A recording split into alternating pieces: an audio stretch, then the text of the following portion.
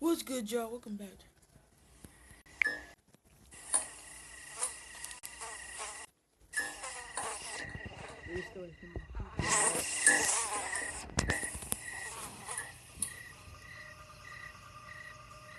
I got a job as a police officer a few months ago. For my first year or so, I'm expected to work the overnight shifts and do three 12-hour shifts a week.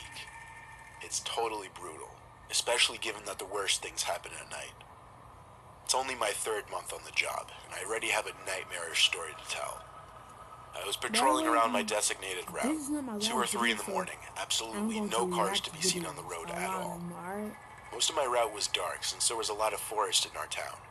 And then there would be one Alright, long see you. street called Warren Street, one of the only streets lit up by streetlights around here. All the stores at this hour were closed, of course, so there was very little going on at this time. I took the left turn off a quieter road onto Warren Street. I drove slow, always looking on both sides of the road to see if anything was going on in any of the parking lots. I picked up on something strange as my car zoomed past a coffee shop parking lot. I brought the car to a halt with a heavy stomp on the brakes and brought it to a reverse until I got back to the parking lot. I rolled down my window and stuck my head out to confirm my eyes weren't playing tricks on me. The lights in the coffee shop were on, which was beyond bizarre. The shop always closed at 6 p.m. on weekdays. I knew because I was a frequent there and I knew the owner personally. I pulled up to the curb and figured I'd go check the door. Wouldn't you know it, the door was unlocked.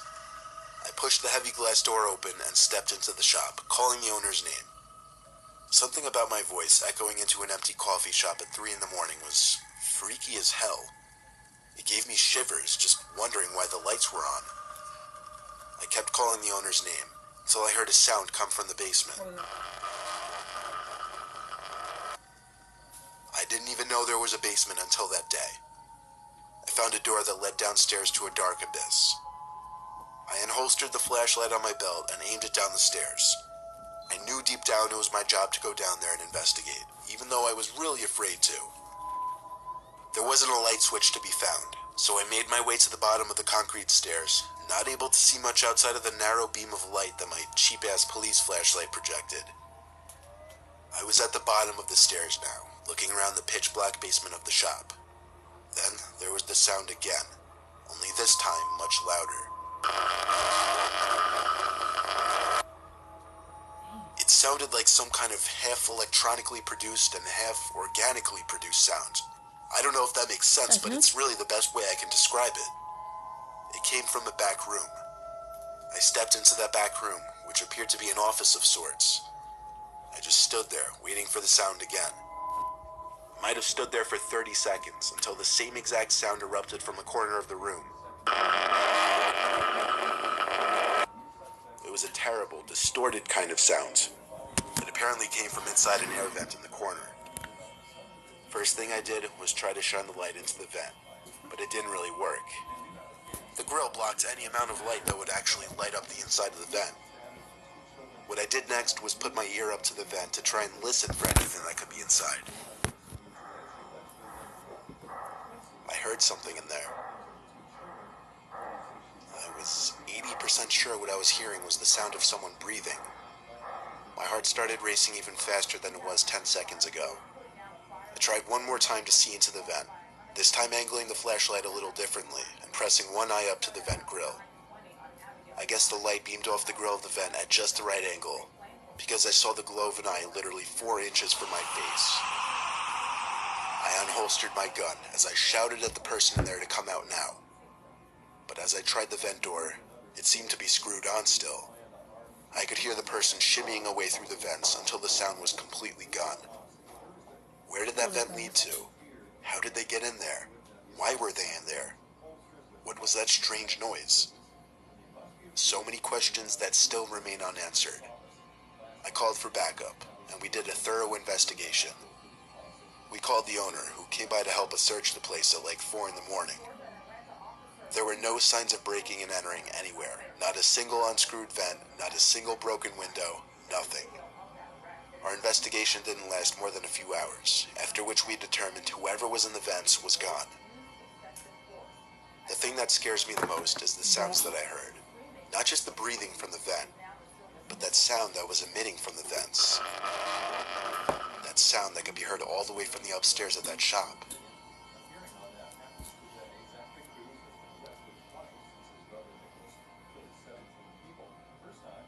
I used to work at a gas station off some rural highway in Ohio. It was a 24-hour gas station. I usually worked from 8 p.m. to 4 a.m. The shift always started busy.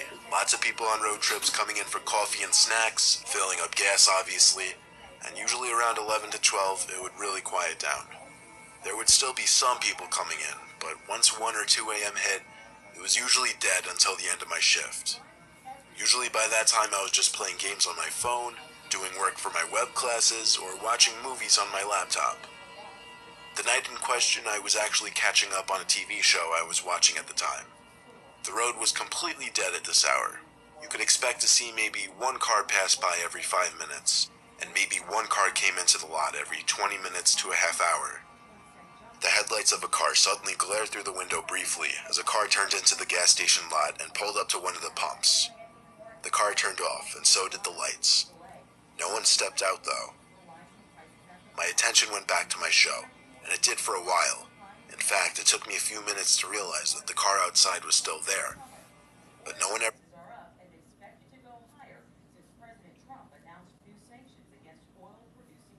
came in to pay for gas, nor was there anyone standing outside filling up. The car was still just parked next to the pump. It was a bit sketchy, but then again, maybe they were texting or on a call or counting money. There could be a number of reasons. Finally, I heard a car door shut outside. I paused my show, expecting them to come inside, but the guy just stood by his car. It looked like he was facing down at first, but when I squinted my eyes a little, I saw he was actually looking at me. He finally came over to the door and came inside. The bell of the door rang as some guy with his hood up walked right past the counter. He gave an ever so slight side glance to me. I could see just one of his eyes for a short second before he turned away and walked to the back section of the store by the snacks.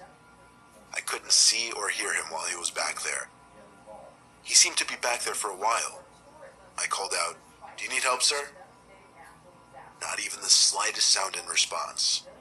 Just as I was about to come out from around the counter, the man came out from the corner and slowly walked back outside, not looking at me once.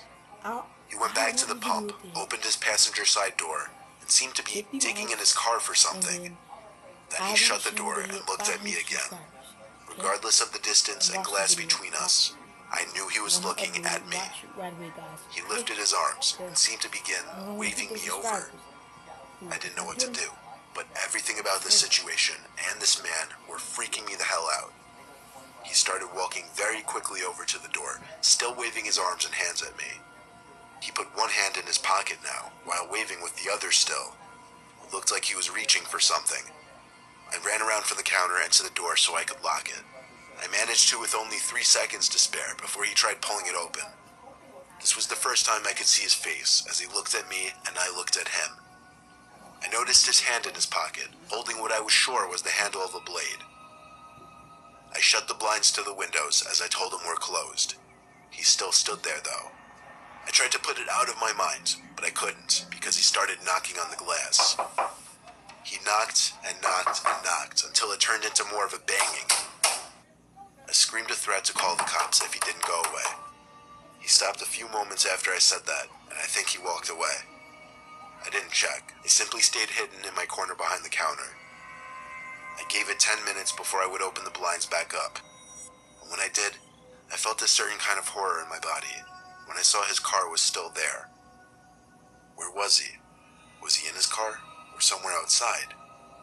Paranoid thoughts came to my head, like what if he was by the back door? I felt relieved when another car pulled into the parking lot and a normal-looking man came to the door. I unlocked it for him and he came in with 2 20s in his hand.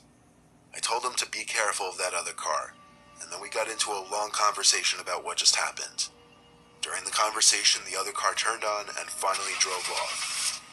The man and I both laughed about it, but when the guy who worked after me finally came in at 4 a.m., I was not laughing. My whole drive home, I was still shaking, thinking about what happened. Nothing that strange ever happened again throughout the rest of my time at that gas station.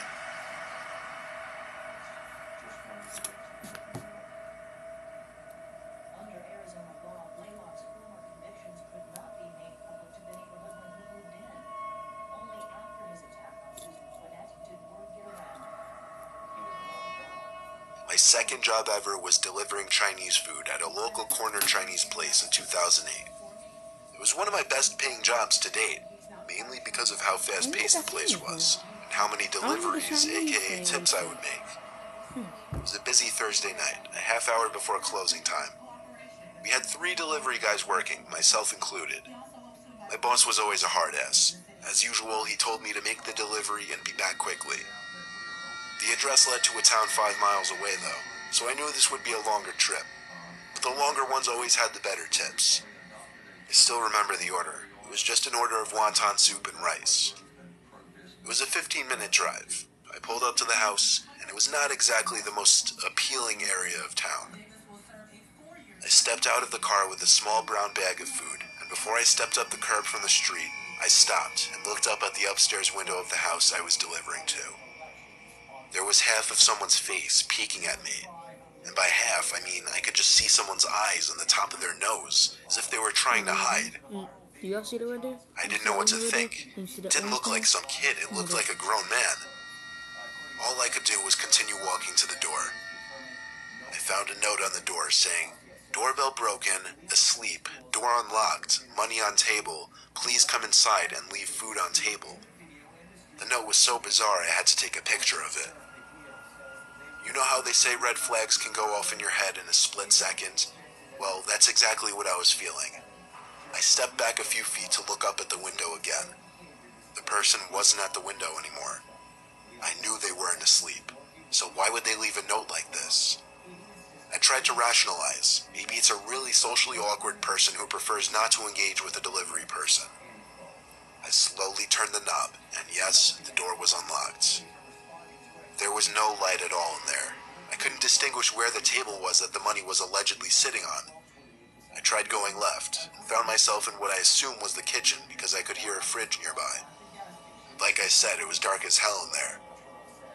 I finally came up with the brilliant idea of using my phone as a light. I put the brightness up all the way, and that's when I saw the silhouette of a person in the corner of the kitchen. No features, nothing.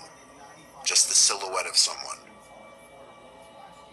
At that moment, I dropped the bag of food on the floor and walked out the front door back to my car.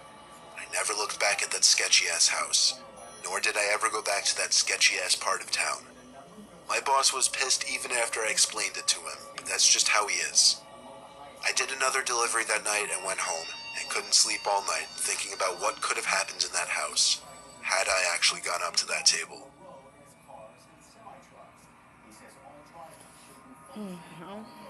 It's a nightmare. You are creepy. You're scary than Sir Spooks. If y'all know what it is, comment down